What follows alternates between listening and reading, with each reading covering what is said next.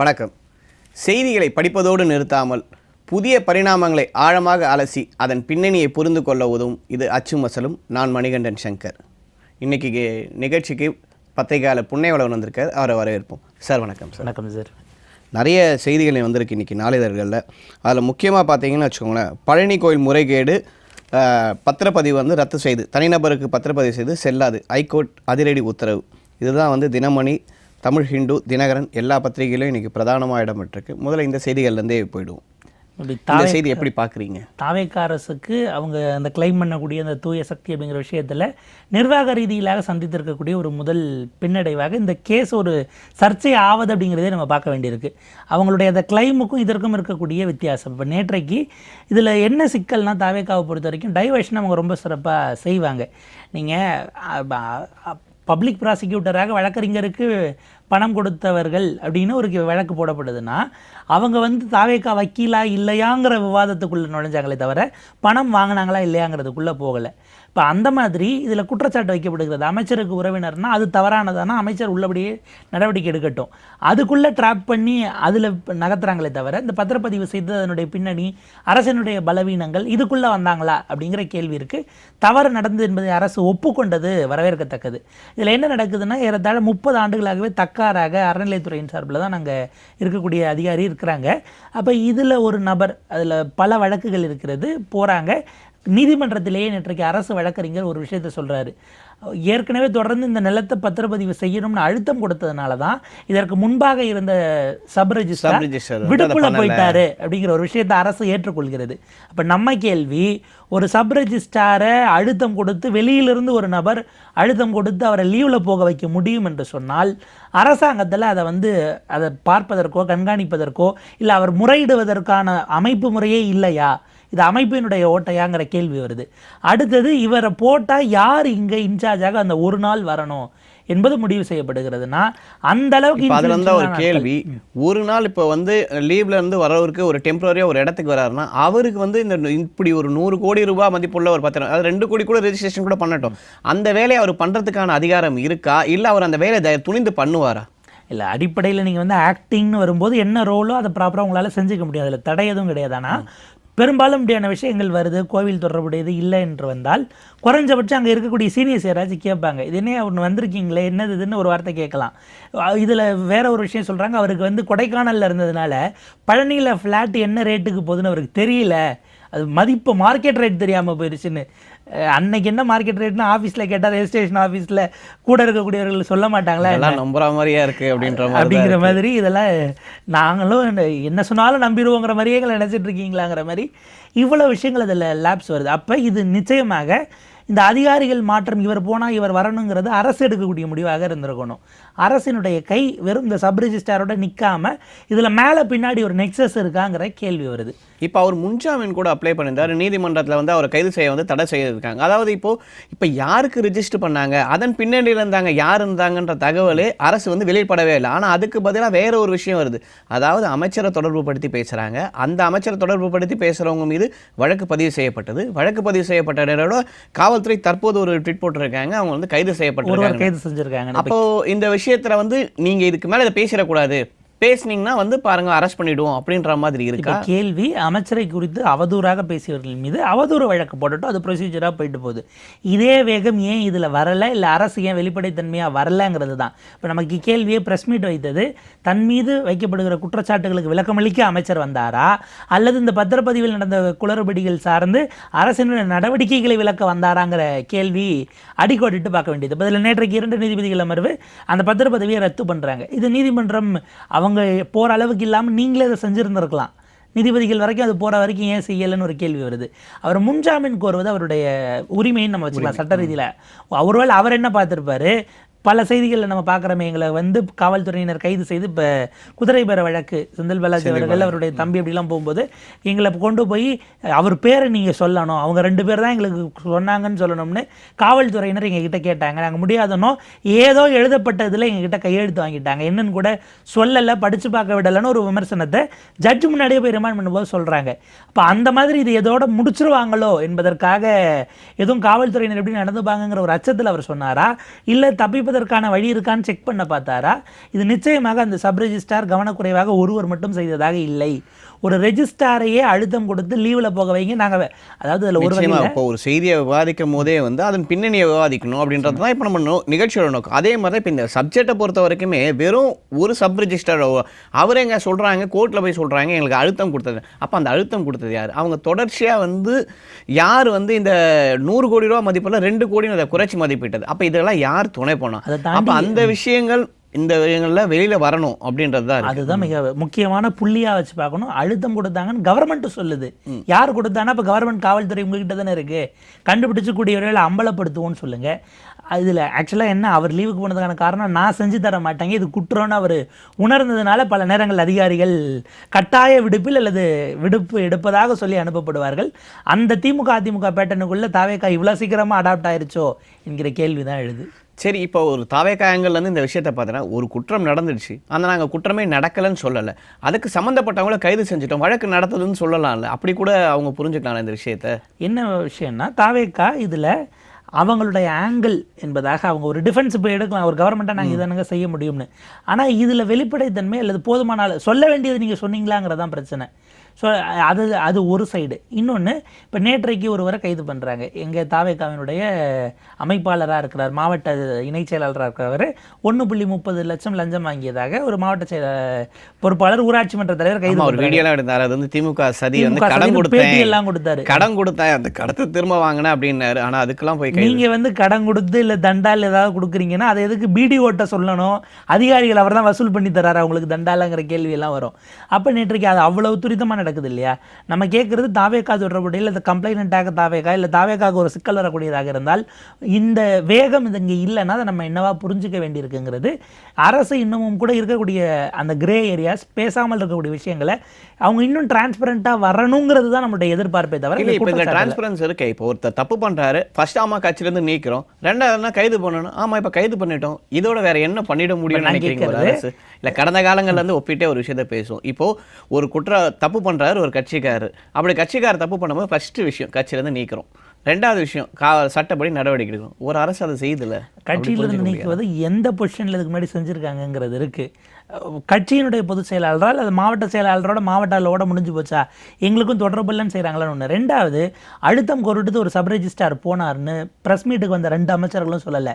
கோர்ட்டுக்குள்ளே அரசு வக்கீல் சொன்னதை ஃபாலோ பண்ணவங்க மூலயமா தான் தெரியும்னா பின்னாடி ஒரு பெரிய அளவுக்குலாம் நீங்கள் அதை கொண்டு போகாதீங்க, இது ஏதோ கிளரிக்கல் எரர், கவனக்குறைவு இப்படியே வைக்கிறது இருக்கு இல்லையா? அதுதான் நம்ம சிக்கலுக்குரியதாக பார்க்க வேண்டியிருக்கு. நீங்கள் அதை மக்கள்கிட்டையுமே சொல்கிறதுல உங்களுக்கு என்ன பிரச்சனை? நீதிமன்றத்தை ஃபாலோ பண்ணுறவங்க எவ்வளோ பேர் இருக்காங்க அப்படிங்கிற கேள்வியும் வரும். அங்கே சொன்னதை நீங்கள் இங்கே சொல்லியிருந்தால் அது பெரிய அளவுக்கு இருந்தாலும் மக்கள் முன்னாடி அம்பலப்படுத்துவோன்னு சொல்கிறதுக்கு என்ன தயக்கம்ங்கிறது தான் கேள்வியை தவிர, திமுக அதிமுக ஃபார்மேட் அப்படியே நீங்கள் செய்யணும், இல்லை அவங்களுடைய ஜெராக்ஸ் காப்பி நீக்கதான்னா உங்களை மாற்றம்னு இப்படி நம்பி நாங்கள் ஓட்டு போட்டோங்கிற கேள்வி வரும் இல்லையா? நிச்சயமாக தோற. இப்போ அடுத்த செய்தியை பார்த்தீங்கன்னா வந்து நாகர்கோவில் கிளை சிறையில் வியாபாரி அடித்து கொலை, அந்த வழக்கில் வந்து 8 பேர் வந்து அதிரடி கைது, பரபரப்பு தகவல்கள். ஆக்சுவலாக வந்து என்னென்னா, இதுவும் இந்த எல்லா செய்திகளிலும் குறிப்பிடப்பட்டிருக்கு. காவல் மரணங்கள் இன்னமும் இந்த ஆட்சியிலையும் தொடருது. இப்போ கைது செய்யப்பட்ட பிறகு இந்த அதிரடி கைதுகள் அப்படின்ற வார்த்தைகளும் சேர்ந்து வருது. இதை எப்படி பார்க்குறீங்க? முதல்ல காவல் மரணங்களை எப்படி பார்க்குறீங்க? முதல்ல இதில் அந்த அதிரடி கைது இவங்க எதுக்கு போட்டிருக்கணும்னா, செய்திருப்பது கொலை. நீங்கள் வந்து அது பச்சை படுகொலையாக பார்க்க வேண்டியிருக்கிறது. ஒரு சிஸ்டமே அல்லது மக்களுக்கு பாதுகாப்பு கொடுக்க வேண்டிய ஒரு அரசு அமைப்பு முறையை நிகழ்த்தி இருக்கக்கூடிய ஒரு காவல் மரணத்தில் அதிரடினா நடக்காமல் தடுத்திருந்தால், அதற்கான முயற்சிகளை எடுத்திருந்தால் தான் அதிரடியாக இருக்கும். இது வந்து ஒரு அதாவது இந்த அந்த சிஸ்டத்தை பாதுகாக்கக்கூடிய அல்லது அதை க்ளோரிஃபை பண்ணக்கூடிய, அதை பெருமைப்படுத்தி எவ்வளோ பெரிய மாசானது தெரியுமா என்கிற நிலத்திற்கு நகர்த்துகிறார்களா? ஒரு செக்ஷனில் பார்த்தா அந்த என்கவுண்டரை க்ளோரிஃபை பண்ணக்கூடியது என்பதாக இருக்கும். பல நேரங்களில் அந்த என்கவுண்டர் செய்யப்பட்டவர்கள் அதில் நேரடியாக சம்மந்தப்பட்டவர்கள் தான். ஆனால் சம்மந்தப்பட்டாலும் கொடுக்க முடியுமாங்கிறது கேள்வியாக வரணுங்கிறது தான். இது வந்து இந்த அமைப்பு முறையினுடைய தோல்வியை பட்டவர்த்தனமாக இந்த காவல் மரணம் வெளிப்படுத்தி இருக்கிறது. கடந்த காலத்தில் போலீஸ் ஸ்டேஷனில் நடக்கும், இப்போ பிரிசனுக்குள்ளே அவர் அங்கே வந்து அதாவது இந்த பக்கம் கோர்ட்டு, அங்கிட்டு விசாரிக்கக்கூடிய அதிகாரிகள், நடுவில் அவருக்கு பிளேஸ் ஆஃப் ஸ்டே தங்குவதற்கு அடிப்பதற்கான ஒரு ஸ்கோப்புங்கிற இடம் தான் சிறையே தவிர அங்கே எதற்கு அடிப்பதற்கான கேள்வி அந்த தேவை வந்ததுன்னு ஒரு விஷயம் வருது. முதல்ல என்ன சொன்னாங்க, சிசிடிவியின் அடிப்படையில் 3 காவலர்கள் வார்டன் உட்பட 3 சிறை காவலர்களை கைது பண்ணோம் என்று சொன்னார்கள்.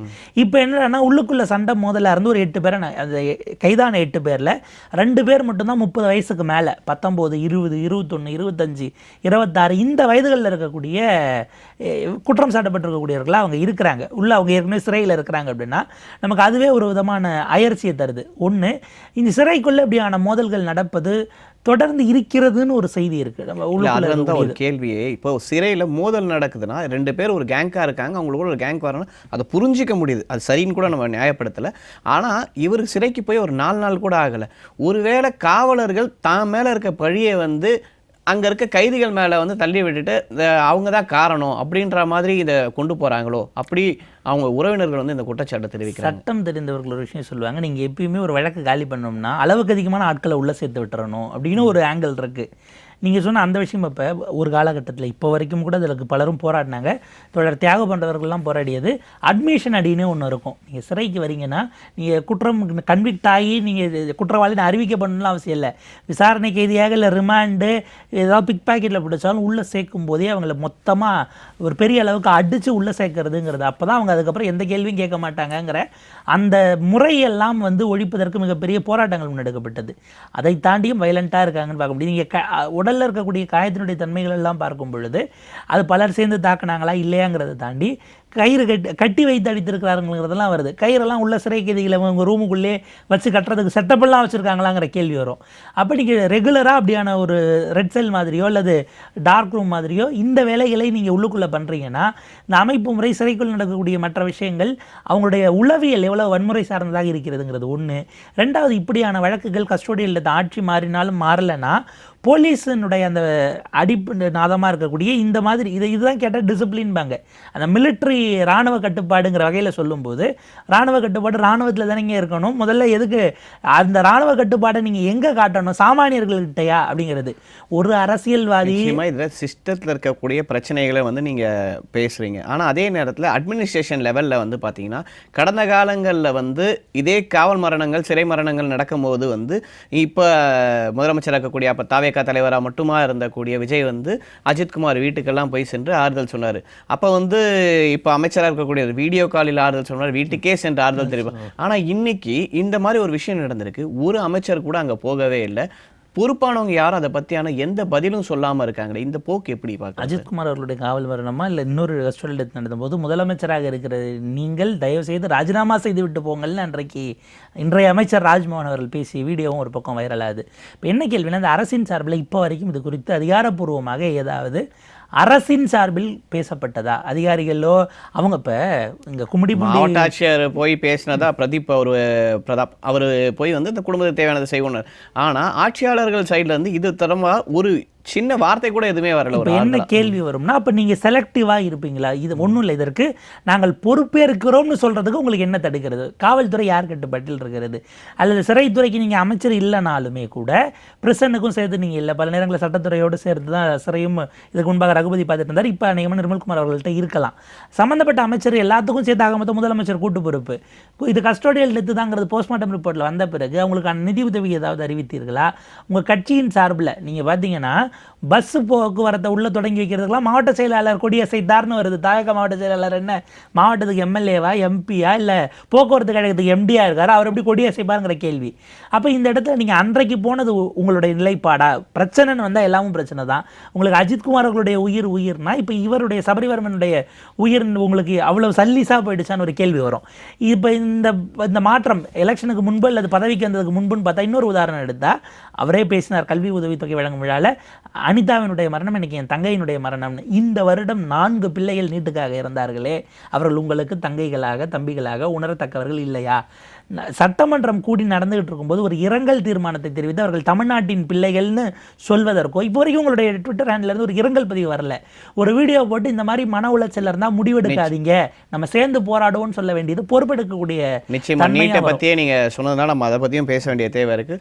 அரசு பள்ளி மாணவர்களுக்கான மருத்துவ இடஒதுக்கீடு 10% உயர்கிறது, தமிழக அரசு தீவிர பரிசீலனை அப்படின்ட்டு தினத்தந்தியில் வந்திருக்கு. அதாவது ஏற்கனவே நீட்டில் வந்து அரசு பள்ளியில் படிச்சு தான் 7.5% வந்து இடஒதுக்கீடு இருந்தது. இப்போ அந்த இடஒதுக்கீடு 10% உயர்த்துறதுக்கு தமிழக அரசு பரிசீலனை. இதை எப்படி பார்க்குறீங்க? ஏன்னா நீட்டோட விஷயத்தை தான் நம்ம கடைசியாக பேசிகிட்டு இருந்தோம். அப்போ அதோட தொடர்ச்சியாக இந்த அரசோட செயல்பாடுகளாக பார்க்க முடியாதா இதை? இல்லை, அடிப்படையில் இது தேவையான ஒன்று. நிர்வாக ரீதியிலாக இது வந்து தாவேக்கா மட்டுமல்ல, பல கட்சிகளுமே முன்வைத்த ஒரு விஷயமாக தான் இருந்தது. திமுகவுமே நாங்கள் திரும்ப வந்து அதை பரிசீலிப்போம் என்பதாக சொல்லியிருந்தார்கள். அதிமுகவிலே ஆக்சுவலாக ஜஸ்டிஸ் கலையரசன் கமிட்டி எடப்பாடி பழனிசாமி அவர்கள் போட்டு அந்த 7.5 கொடுப்பதற்கு முன்பாக கமிட்டி பரிந்துரை செய்ததுமே 10% அப்படிங்கிறது தான். இப்போ என்ன பிரச்சனைனா, இதை ஒருவேளை அவங்க அமல்படுத்துகிறாங்கன்னா, முதல்ல அவங்க மருத்துவ கல்விக்கு சொன்னாங்க, பிறகு திமுக வந்தபோது அது அனைத்து உயர்கல்விக்கும்னு கொண்டு வந்தாங்க. கல்வி கட்டணம் அல்லது அவங்களுக்கான விடுதி கட்டணங்கள் ஏதோ ஒன்று வந்து முழுமையாக அரசே ஏற்கும் அல்ல அப்படிங்கிற மாதிரியான அறிவிப்புகளை செஞ்சாங்க. இப்போ இதை 10% கொண்டு வராங்கன்னா என்ன ஒரு விஷயம் செய்யணும்னா, அது வரவேற்கத்தக்கது, தேவையானது. குறிப்பாக இந்த 7.5% பிறகு அரசு பள்ளி மாணவர்கள் நீட்டை கிளியர் பண்ண பிறகு மருத்துவக் கல்விக்கு போகுது என்பது உறுதி செய்யப்பட்டது. சரியான ஒன்று தான் இது. பட் இது ஒரு டெம்பரவரியாக தான் நம்ம நீட்டுக்கு எதிரான போராட்டத்துக்கு நடுவில் செய்கிறோம். கலையரசன் கமிட்டியிலே 10% கொடுக்கப்பட்டது தான். எடப்பாடி பழனிசாமி 7.5 கொடுத்தார். இது எங்கே நகரம்னா, குறைந்தபட்சம் அவர் கலையரசன் கமிட்டி போல் ஏதாவது ஒரு கமிட்டியை போடுவது என்பது கூடுதல் உசிதமாக இருக்கும். ரீசெண்ட் டேட்டாவை வச்சு கொடுத்தா தான் அது கோர்ட்டில் நிற்கும். அந்த 7.5% நீதிமன்றத்துக்கு போன பல வழக்குகள் நிற்காமல் போனதற்கு காரணம், ஒரு கமிட்டி போடப்பட்டு கமிட்டி முறையாக ஒரு ரிப்போர்ட்டை கொடுத்து ரிப்போர்ட்டின் அடிப்படையில் என்பதனால் அது அன்றைக்கு நின்றது. ஸோ அதே மாதிரி ஒரு பேஸ் ஒர்க்கை இவங்க செஞ்சுட்டாங்கன்னா நிச்சயமாக அதை நகர்த்த முடியும். பெருமளவிற்கு அவங்களுடைய செயல்பாடுகளும் கூட மாணவர் நலன் சார்ந்து தான் நிற்கிறது என்று. இப்போ இது ஒரு இடைக்கால ஏற்பாடு மாதிரி வந்து திரும்பவும் வந்து 7.5 இப்போ 10%. அப்போ நீட்டை ஒழிக்கவே முடியாதா? இப்போ இதுக்கு பின்னாடி இருக்க ஒரு கார்ப்பரேட் மாஃபியாவெல்லாம் கண்டிப்பாக கண்டுபிடிக்கவே முடியாதா? ஏன்னா இப்போ நீட்டுன்ற பேரில் வந்து வருடம் தற்கொலைகள் வந்து அதிகமாக நடந்து கொண்டே இருக்குது. இப்போ தமிழ்நாட்டில் கூட வந்து 4 தற்கொலைகள் நடந்திருக்கு. அப்போ நம்ம ஒரு அனிதா மரணத்தை வந்து தமிழ்நாடு எப்படி பார்த்துச்சு, அன்னைக்கு இருந்த நிலை இது எல்லாத்தையும் நார்மலைஸ் பண்ணப்படுதா? அப்போ இன்றைக்கி 4 பேர் இறந்துருக்காங்க. ஆனால் நம்மக்கிட்ட இன்றைக்கி அதுக்கான எதிர்வினை இல்லாமல் ஸோ வெறும் கோச்சிங் கிளாஸ் திறக்கிறதும் இல்லை இந்த இடஒதுக்கீடை 7.5லேருந்து 10 வந்து கொடுக்கறதன் மூலமாக இந்த விஷயத்தை கொஞ்சம் சாஃப்ட் டவுன் பண்ணுற மாதிரியான வேலைகள் நடக்குதோ? ஒரு வகையில் சாஃப்ட் டவுன் தான். ஆனால் அதனுடைய இம்பேக்ட் முழுமையாக உடனடியாக ஒழிக்க முடியாது என்று தெரிந்ததுனால ப்ராக்டிக்கல் பர்பஸ்க்காக நம்ம அதை நகர்த்துறோம். ஒன்று, இது தொடர்பான விஷயங்கள் இந்தியா முழுக்க இருக்க எல்லா மாநில கட்சிகளுக்கும் இந்த உணர்வு தான் இருக்கானா? இல்லை.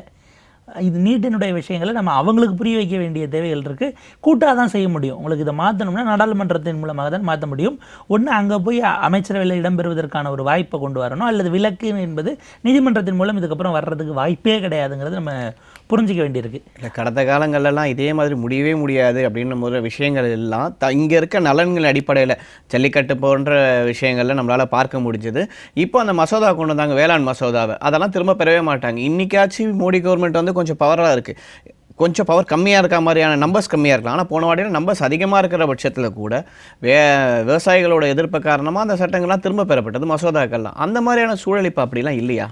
தமிழ்நாட்டுக்கு அண்மை நெருக்கத்தில் எலெக்ஷன் வந்து அப்போ போராட்டம் தீவிரமான அதை செய்வாங்க. நீங்கள் வேளாண் சட்டம் பின்வாங்கியதற்கு பின்னால் அடுத்து வர இருந்த பஞ்சாப் தேர்தல் இருந்ததுங்கிறது ஒன்று.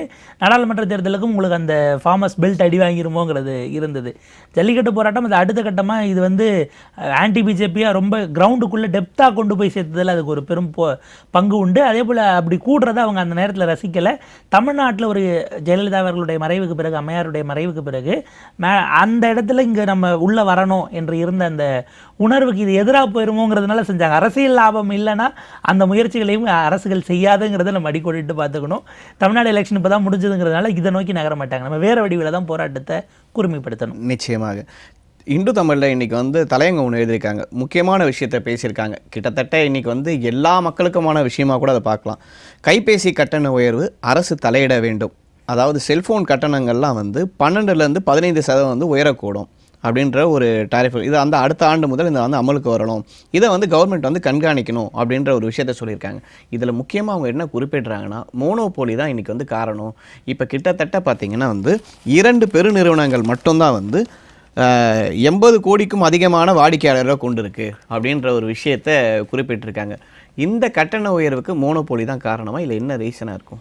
ஆக்சுவலாக அதை நம்ம டுவோபோலின்னு சொன்னாலும் 2 நிறுவனங்கள் இருந்தாலும் அந்த 2 நிறுவனங்களும் தொழில் சார்ந்த விஷயத்தில் அவங்களுக்குள்ள ஒரு இடத்துல அண்டர்ஸ்டாண்டிங்குள்ளே வந்துடுவாங்க.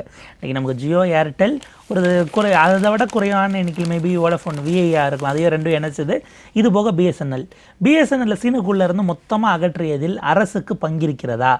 உள்ளே வைத்தே பிஎஸ்என்எல்ல டிஸ்மேண்டில் பண்ணி எஃபெக்டிவாக இல்லாமல் இவங்க எல்லாரை விடக்கும் ரொம்ப முன்னாடி பழந்துன்னு விதை போட்டு இதுக்கான இன்ஃப்ராஸ்ட்ரக்சரை தொடங்கிய பிஎஸ்என்எல் இன்றைக்கு 4Gயவே நாங்கள் இப்போ தான் கொடுக்கறதுக்கு முழுமையாக இந்தியா முழுக்க கொண்டு போகிறதுக்கான வேலைகளை இப்போ நம்ம ஊர்லேருந்து இந்த விஷயத்தை பார்த்தோம்னு வச்சுக்கோங்களேன். நீங்கள் ஊட்டி, கொடைக்கானல் எந்த மாதிரியான மலை கிராமம் போனாலும் அங்கே ஒரு பிஎஸ்என்எல் டவர் இருக்கும்.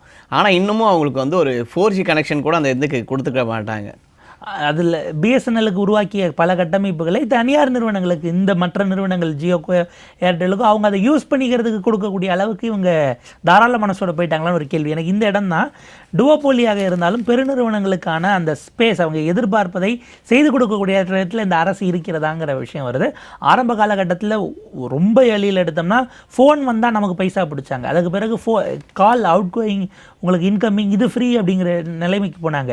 பிறகு டேட்டாவை ஒரு காலகட்டத்தில் நம்ம வந்து அந்த அன்னைக்கு நாள் முடிஞ்சாங்கிற மாதிரி நம்ம ரீசார்ஜ் பண்ணி பேசிக்கிட்டு ஒரு நாளைக்கு இத்தனை எம்பி தான் கொடுத்துருந்தாங்க. இப்போ இன்னைக்கு என்னன்னா அன்லிமிட்டட் டேட்டாவை கொடுத்துறாங்க. இது கூட ஒரு விஷயம் சொல்றாங்க, உலக அளவில் டேட்டாவை வந்து கம்மி காசுக்கு கொடுக்கறது இந்தியா போன்ற நாடுகள் தான், இந்தியா தான் கொடுக்குது அப்படின்னு சொல்றாங்க. ஆனால் அந்த கட்டண உயர்வு இப்போ பேரலாக அதிகரிச்சுட்டே வராங்க. ஒரு காலத்தில் 180 ரூபாய்க்கு உங்களுக்கு நெட்டு போகுது. இப்போ நீங்கள் ஒரு மாதத்துக்கு சராசரியாக 400 ரூபாய்க்கு ரீசார்ஜ் பண்ணாமல் இந்த விஷயத்தை பண்ண முடியாதுன்ற லெவலுக்கு நோக்கி வந்துடுறாங்க. பேர் மினிமமாகவே நீங்கள் அது போடலன்னா நீங்கள் டேட்டா பேக் இல்லாமல் வெறும் பேசுறதுக்கு மட்டும் போடுறதுங்கிறது ஏறத்தாழ ஒழிப்பதை நோக்கி நகருது. இது எங்கே விஷயம் ஒழிஞ்சிருச்சுன்னே சொல்லலாம். இன்னைக்கு வெறும் பேசுறதுக்கு மட்டும் அப்படின்னு ஒன்று எடுக்கான்னா அது ரொம்ப ஸ்மார்ட் ஃபோன் இல்லாமல் பழைய பட்டன் ஃபோன் வச்சுருந்தாலும் அன்லிமிட்டட் டேட்டா பேக் போட்டால் தான் உங்களுக்கு ஃப்ரீ அன்லிமிட்டட் கால்ஸுங்கிற இடத்துக்கு நகரத்தை நோக்கி போகுது. என்ன விஷயம்னா பெருநிறுவனங்கள் மயமாதல் கீழே கொண்டு போய் ஒரு துறையே கொடுப்பது என்கிறதுல நடந்த கோளாறு. இப்போ இவங்க 2 பேர் இருக்காங்க, இவங்களுக்கு போட்டியாக இவங்களோட பெரிய ஒரு பிளேயர் வராமல், இல்லை பிஎஸ்என்எல் காம்படிட்டிவாக பெஸ்ட்டாக பண்ணுறாங்க அப்படின்னா இவங்களை வந்து கட்டுக்குள்ளே வச்சுருக்க முடியும். அந்த ஃபேர் ட்ரேட் அப்படிங்கிற இடத்துல இவங்க அதை செய்யலைங்கிறது முதல் சிக்கல். ரெண்டாவது, உங்களுக்கு ஒரு விஷயத்தை இலவசமாக கொடுக்குறாங்கன்னு உள்ளே வராங்கனாலே ஒரு கட்டம் வரைக்கும் உங்களை அதுக்கு பழக்கிய பிறகு இது இல்லாமல் இருக்க முடியாதுன்னு மாறும்போது அவங்க ஃபிக்ஸ் பண்ணுறது தான் ரேட் என்பதாக அது மாறும். இந்த ப்ராசஸ்க்குள்ளே வந்து ஒட்டுமொத்தமாக நம்ம கன்சியூமர்ஸாக இருக்கிறவங்க நுகர்வோரை பழக்கிற இடத்துக்கு போகிறாங்க. நம்ம ஒரு உதாரணம் எடுக்கணும்னா இவங்களுக்கு எதிராக ஒரு காம்படிட்டர் உள்ளே வந்து அவங்க ஒன்று சேர்ந்துருவாங்க. 2024 எண்டில் சேட்டலைட்டுக்கான ஸ்பெக்ட்ரம் அதை வந்து வழக்கமாக பெட்டிங்கில் கொடுக்கணும் அப்படிங்கிற இதுக்கு பதிலாக நாங்களே ஒதுக்கீடு செய்வோம் அப்படின்னு எலான் மஸ்கோட ஸ்டார்லிங்க் உள்ளே வர்றதா இருந்தது. இந்த 2 நிறுவனங்களும் இணைந்து கடிதம் எழுதியது மத்திய அரசு. எப்படி அவங்க வந்துட்டாங்கன்னா நாம இருக்க முடியாது, இவன் நம்மளோட பெரிய முதலாளி அப்படின்றதுனால வந்து அவங்களுக்குள்ள ஒரு சின்ன உடன்படிக்கை வந்த மாதிரி வந்து அவங்களுக்குள்ள சேர்ந்து இதை எதிர்த்துட்டு ட்ராய்க்கு கடிதம் எழுதுறாங்க. அன்றைக்கு மத்திய தகவல் தொடர்புத்துறை அமைச்சர் அந்த ஜோதிராதித்ய சிந்தியா கடிதம் போச்சு. ஒரு பாயிண்ட்டுக்கு பிறகு என்ன ஒப்பந்தம் ஆயிடுச்சுன்னா எலான் மஸ்கோட கம்பெனி வருது, அதனுடைய இந்தியாவில் உங்கள் கூட கொலாபரேட் பண்ணுவாங்க, அவங்களுக்கு இங்கே அந்த ரிசோர்ஸ் கட்டமைப்பெல்லாம் ஏற்படுத்துவதை வாங்கி செய்யக்கூடிய டீலர்ஸாக நீங்கள் மாறிடுங்கன்னு இவங்க 3 பேருக்குமான ஒரு டைப். அதற்கு பிறகு இப்போ இந்த கட்டுரையில் சொல்கிறதே வந்து அரசு தலையிட வேணுன்றாங்க. இப்போ அரசு நிறுவனமாக இருக்கக்கூடிய பிஎஸ்என்எல் நிறுவனத்துக்கு இன்னைக்கு 5G வந்துருச்சு, ஆனால் அந்த நிறுவனத்துக்கு இன்னும் 4Gயே முழுசாக கிடைக்காத ஒரு சூழல் தான் இருக்குது. அப்போ உடனடியாக அரசு இந்த விஷயத்தை எப்படி தலையிட வேண்டும் நீங்கள் நினைக்கிறீங்க? அரசு தலையிடுவாங்களாங்கிற கேள்வி இருக்குது. நான் இது அப்படியே பேரல் உதாரணத்தை ஃப்ளைட்டில் இருந்து எடுக்கிறேனே. நமக்குன்னு ஒரு ஏர் இண்டியான்னு கவர்மெண்ட்டுக்கு இருந்த வரைக்கும் வேறு. நீங்கள் என்ன பண்ணீங்க, அந்த சைடு இண்டிகோ இருந்தது, ஏர் இண்டியாவை நீங்கள் திரும்ப தனியாருக்கு கொடுத்துட்டீங்க. அப்போ இண்டிகோ பெரிய கிரைசிஸ் இருந்ததுக்கான காரணம் அந்த 2 நிறுவனங்கள் மட்டும் அவங்க வைக்கிறது தான் ரேட்டு. நீங்கள் இவ்வளோ ஃப்ளைட்டு நான் ஒரே ஸ்ட்ரெச்சில் கேன்சல் பண்ணுறேன்னு பண்ணாங்கன்னா அவங்கள பிடிச்சி அதை மொத்தத்தையும் நாங்கள் எடுக்கிறோன்னு சொல்ல முடியல. நீங்கள் சொன்ன டேர்ம்ஸ்க்கும் அவங்க வரலைன்னா இது வந்து அதனுடைய பீக்குக்கு போகிறதுனால வரக்கூடிய விளைவு. அரசு போகிற போக்க பார்த்தா எனக்கு தெரியும் பிஎஸ்என்எல்ல அதையும் கூட ப்ரைவேட்டைசேஷன் நோக்கியோ இல்லை பார்ட்டில் பிபிபி மாடலுக்கோ கொண்டு போக வாய்ப்பு இருக்கோ அப்படிங்கிற ஒரு அச்சமும் இருக்குது. அரசு இதை முறைப்படுத்துவார்களா அப்படின்னா எனக்கு அதில் கேள்வி வருது. குறைந்தபட்ச கட்டணம் என்பதாகவோ அல்லது ஒரு மினிமல் நாமினலாக அவங்களால செட் பண்ண முடியும். வருஷத்துக்கு இத்தனை % மேலே ஏற்றக்கூடாது, மினிமமாக இவ்வளோ தான் ஏற்றணும், ஒரு 10% 5% தான் ஏற்றணும் அப்படின்னு ஏதோ ஒரு நார்மலுக்கு அரசு இந்த விஷயத்தை தலையிட வேண்டும்ன்ற ஒரு அரசும் கோரிக்கை ஒரு குழுவை அமைத்து இவர்களெல்லாம் உள்ள வச்சுட்டு கவர்மெண்ட்டோட ரோலும் அங்கே இருந்தால் தான் அது பெட்டராக இருக்குமே தவிர, இல்லைன்னா என்ன ஆகிடும், நம்ம உதயமின் திட்டத்தில் கையெழுத்து போட்ட பிறகு வருஷம் இத்தனை % ஏறணுங்கிற கட்டாயம் எலக்ட்ரிசிட்டி மாதிரி இபி நம்ம மொபைல் பில்லுக்கும் வருவதற்கு வாய்ப்பு இருக்கிறது. ஏன்னா குளோபல் ஏன்னா இன்னைக்கு எல்லாரும் அதுக்கு பழக்கப்பட்டாங்க. இன்னைக்கு செல்போன்ஸ் இல்லாமல் இருக்கு, ஆளே இல்லை அப்படின்ற மாதிரி ஒரு நிலத்தில் நகர்ந்துட்டோம். அப்படின்ற பட்சத்தில் இன்னைக்கு இவங்க இவ்வளோதான் கட்டணம் வச்சாங்கன்னா நமக்கு அந்த ஏற்றுக்கக்கூடிய சூழலாக தான் வரும். ஸோ உடனடியாக அரசு இந்த விஷயத்தில் தலையிடணுன்ற கோரிக்கை வந்திருக்கு. நிச்சயமாக சார், நிறைய விஷயங்களை விவாதித்தோம். நன்றி. நேயர்களே, சில செய்திகள் நம்பிக்கை தரும், சில செய்திகள் எச்சரிக்கை தரும். ஆனால் ஒவ்வொரு செய்திக்கு பின்னால் இருக்கும் ஆழமான பார்வையை அச்சுமசனும் விவாதிக்கும். நன்றி, வணக்கம்.